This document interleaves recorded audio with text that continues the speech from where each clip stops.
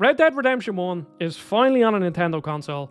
And when this port was announced, it was quite controversial because firstly, they didn't mention what way it'd be running 4K 30, 4K 60 on the PlayStation 4, or if it would be locked at 30 FPS.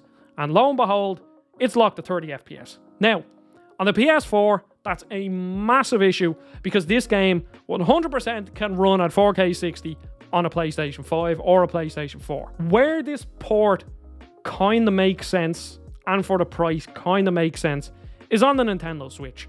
Because A, this game has never been on a Nintendo platform, and B, there was probably no hopes of this game ever running at 60 FPS on the Switch either way. So as a value proposition on the PS4, I think the bare minimum for charging this amount for a just straight up port of a game is that at the very, very least, they get it running at 60 FPS. Look, it's not ideal. Ideally, we'd be paying 30 or 40 euro for this, but instead it's 50. But if this game was 4K 60 on the PlayStation 4 and PlayStation 5, I would consider buying it because to me, 60 FPS is just the king of absolutely everything. And I would just love to experience this game in 60 FPS. Now, this isn't going to be a full-on review of the game because A, I haven't beaten it or even gotten close, and B, Rockstar games, I realise, just aren't for me. I enjoy them and I can appreciate the quality of them, but I'm not one of these people that like falls off myself trying to play Rockstar games. I've played a lot of them.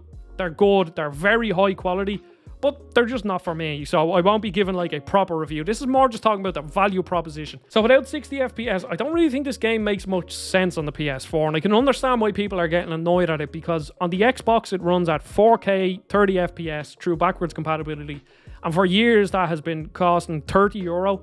But now they go out and they charge 50 euro for a port on the PlayStation 5. Now, or PlayStation 4. The thing about this though is that this isn't a Rockstar thing. The fact that it can run well on Xbox Series S is a backwards compatibility thing. That's to do with Microsoft. It's nothing to do with Rockstar. At some point, this game was obviously going to be ported to modern day consoles so that it can be available going forward, because I do believe that anything on the PlayStation 4 going forward will be playable on the PlayStation 6 and 7 and so on and so forth. So at that level, at the very, very least, it is accessible to a modern audience, but it still should have been at the very least 60 FPS. I personally don't care about the multiplayer. I still would have paid 50 euro for this if it was 60 FPS on the PlayStation and didn't have the multiplayer, because I just don't really care about it. Now on the Nintendo Switch is where I think this makes the most sense. So firstly, this has never been on a Nintendo console beforehand.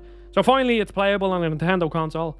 Secondly, this is the only native way, or so I think the only native way to play it on a handheld console, because it's still not on PC, so you can't play it on the Steam Deck. And finally, I don't think this game ever really had a chance of running at 60 FPS on the Switch. I could be wrong about that. So there, it doesn't feel like we're missing out on something, because realistically, we were expecting this to run at 30 FPS. Now, I did go out and buy this game because I was doing content for Game Explained. So there is like a financial incentive for me to buy this game. So I'm definitely like on a different side than other people who are just looking to spend $50. But what you get with Red Dead Redemption, regardless of what I think about Rockstar games, is a lot of content, and a lot of really good content. Like the facial animations in this game are insane. They're still amazing to this day. 13 years on, this game has facial animations that realistically are as good as some modern games nowadays. The game actually looks pretty good as well, especially playing it on handheld in the OLED dock or on the OLED screen. The game looks really good. It plays pretty well too. I didn't notice any frame drops. I played about 5 hours of it. There was no real frame drops, which is good. And I'm not really like a technical person, but I know there's like a difference between like frame rate and frame pacing, and that's kind of what makes a smooth 30 and a not smooth 30. And to me, this feels very smooth. Like, I was quite impressed by it, to be honest. And I think for 50 euro, it gets a bit muddy on the Switch, because as I said on the PlayStation, I think at like, 30 euro on the PlayStation, just the fact that you have this on a modern console that's accessible, when it goes on sale, I think 30 euro is a great price point, because yeah, it's not 60 FPS, but it's a stupidly high quality game, and it's just easy to play. Because I recently set up my PS3. Setting it up is a pain in the arse. You have to update the firmware, you have to make sure your controllers work, and make sure you have a wire to charge the controller. And then I know this is unique to like content creators and stuff, but trying to record off a PS3 is a pain in the backside. So as a sort of moving forward, it's great to have it on the PlayStation. But do I think this game is worth $50 on the Switch?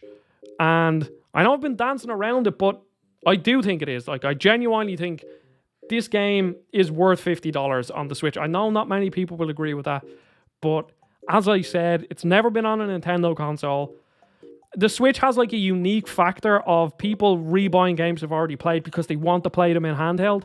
We've all done that. We've all bought like Doom or Wolfenstein or I love Darksiders, like Darksiders games that I've already played, but just to replay them on the Switch. Or I've bought loads of roguelikes that I have on Steam. This is before the Steam Deck, that I've bought on the Switch because I want to play them handheld. So I think that's just a factor of the Switch that is just completely unique to it, and I do think this game is worth $50. See, and this is where I might be slightly different to other people. A lot of people equate game length to like value. And yes, I understand if you pay €80 for a game, you want to get a good like 10, 15 good hours out of it. But if they're like really, really, really high quality hours, then that's where I think like game length as a value proposition just kind of falls apart. And if you're tackling it from that perspective, I think Red Dead Redemption, again, regardless of what I think of Rockstar games, very, very high quality, and Red Dead Redemption 1, even to this day, is worth $50. I know you can buy it you can go and you can play it on your PS3, you can probably buy it for €20 in a used game shop, then go do that. But I think at $50, you just get an absolutely fantastic, very high quality game. You also get the portability, which I think is very unique to the Switch.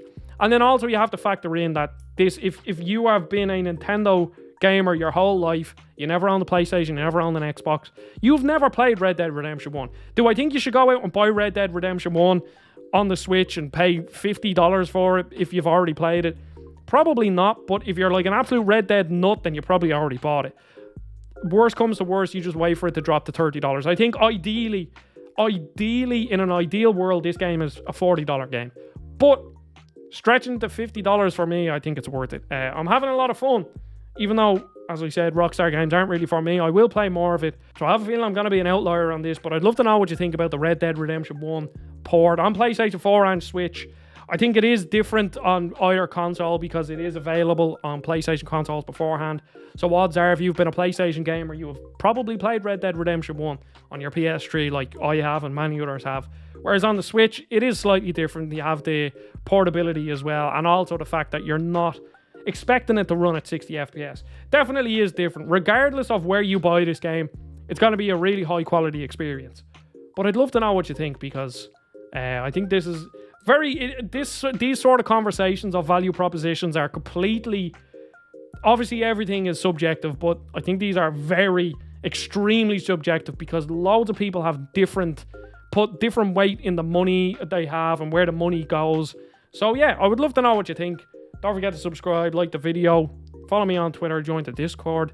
I'm going to go play some more Red Dead Redemption 1. Loads of games coming out, so keep an eye out for loads of reviews.